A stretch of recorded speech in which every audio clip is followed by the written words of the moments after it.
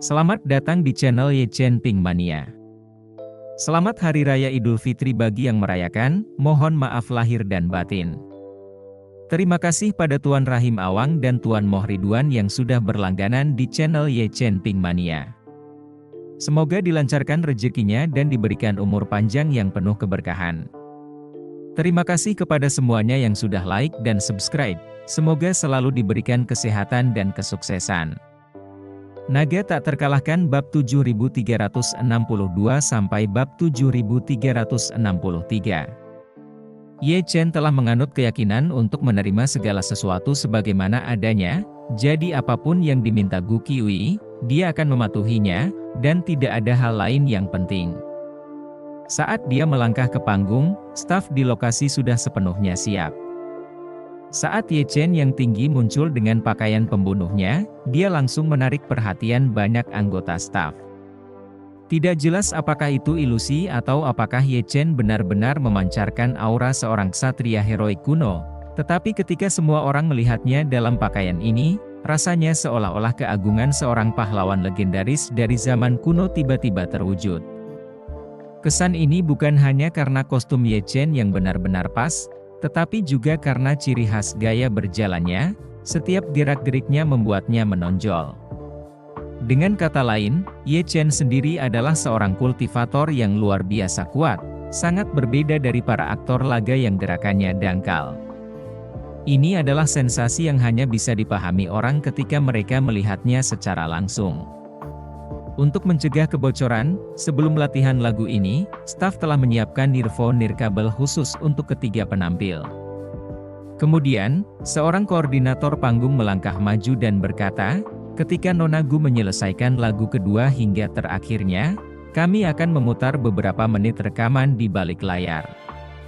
Pada saat itu, Nona Gu harus bergegas turun panggung untuk berganti pakaian, Nona Sweet harus berganti pakaian terlebih dahulu dan menunggu di dekat lift, dan pria ini, penari latar, akan melakukan hal yang sama.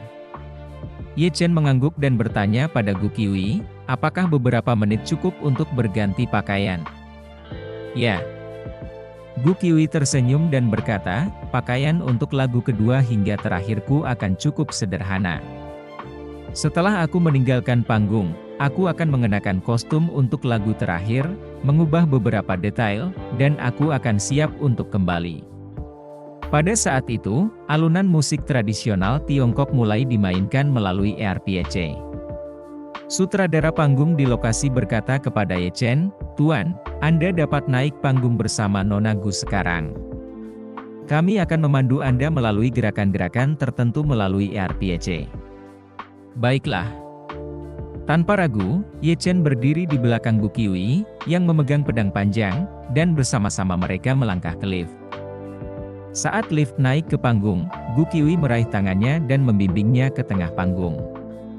Inti liriknya menggambarkan kehidupan penuh sukacita yang mereka lalui bersama di awal kehidupan mereka, menggembalakan kuda di pegunungan selatan.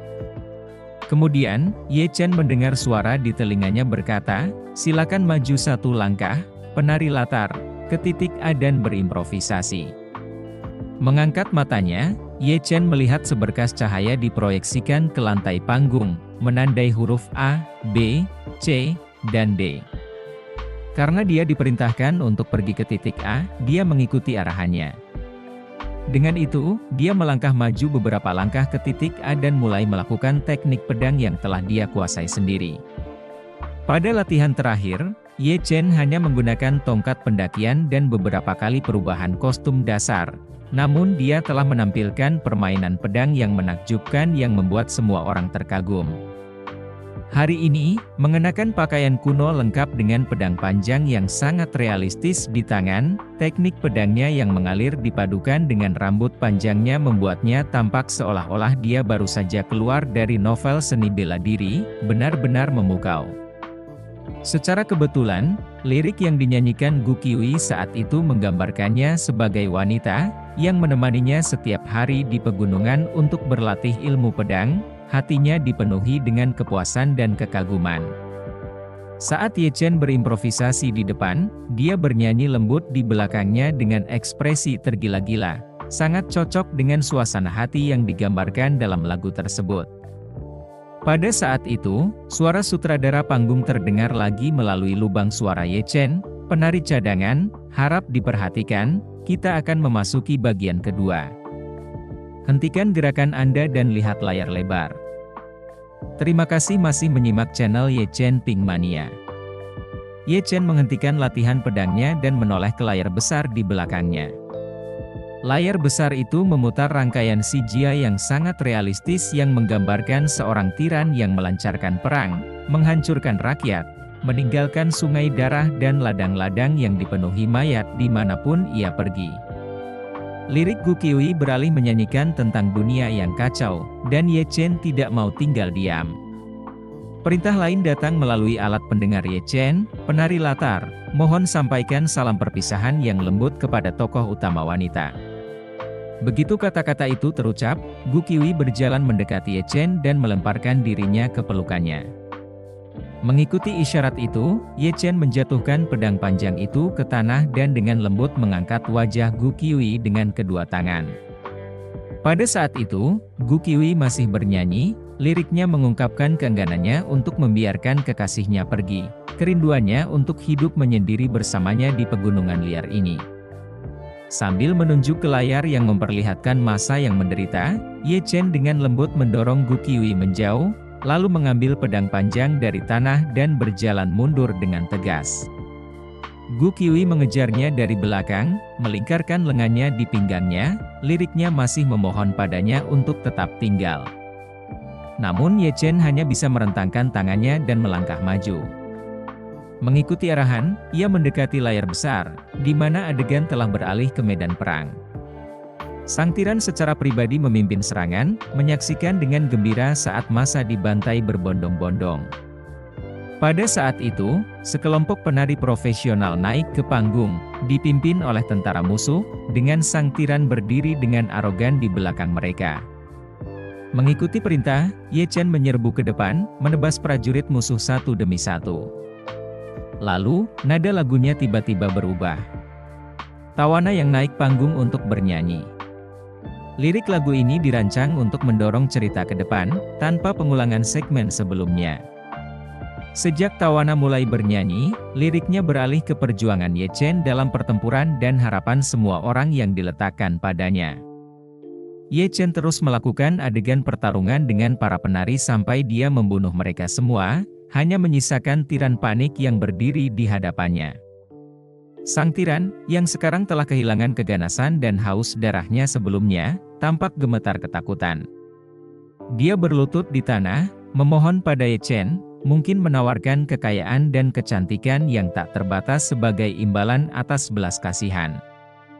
Namun, pikiran Ye Chen hanya dipenuhi dengan pikiran tentang orang-orang yang dicintainya dan orang-orang yang tersiksa. Dengan ayunan pedang panjangnya, dia memenggal kepala tiran itu.